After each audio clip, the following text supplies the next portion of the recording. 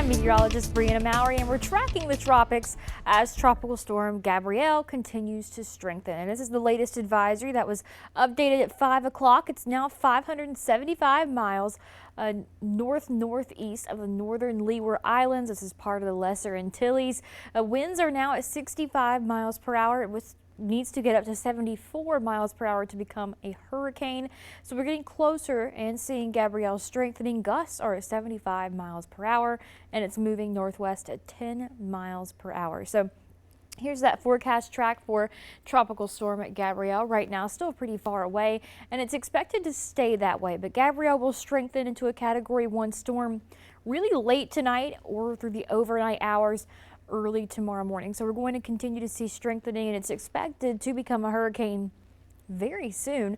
It will continue to move and take a very sharp turn to the northeast as we head into next week. By Monday, it could be into a Category 2 strength with even higher wind speeds, and then it will move northward, or really due almost northeast, closer though to the east as it moves into cooler waters and weakens eventually into a tropical storm by the end of the week. So not expecting any impacts here at home from Gabrielle, but we could be seeing some of those impacts in the Bermuda area. But right now we're not expecting those impacts as models are staying very consistent on this staying away from us. So there is no cause for concern here in South Carolina.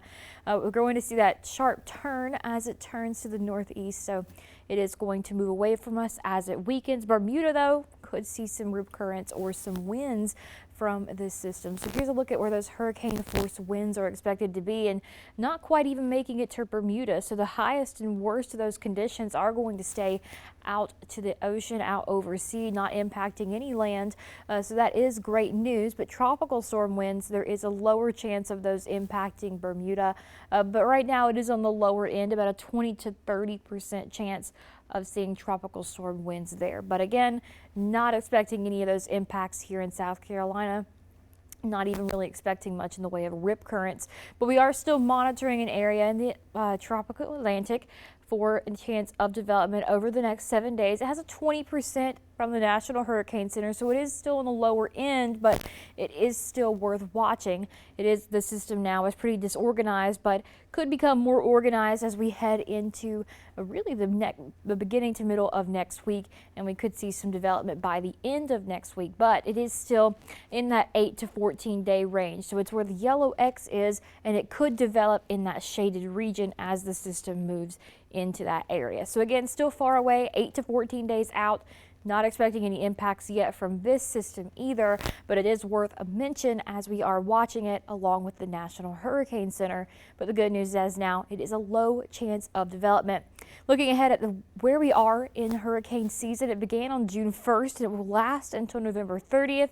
The peak was at the beginning of this month on September 10th. So we're just past the peak day of hurricane season, but we are still in that peak range of where the most activity is typically seen, although it has been pretty quiet during this year's hurricane season. Here's on average when we see the 9th named storm by September 16th. Here in 2025, we've seen 7 named storms, including Gabrielle.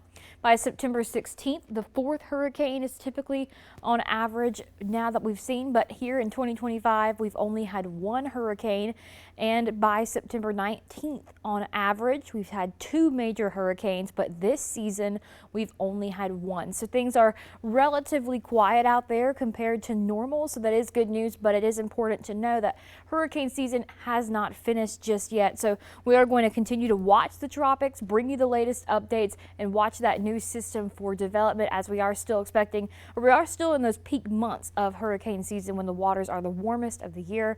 But again, I'm meteorologist Brianna Mowry at News 19. The news doesn't end here. Download WLTX Plus for free on Roku, Apple TV, and Fire TV.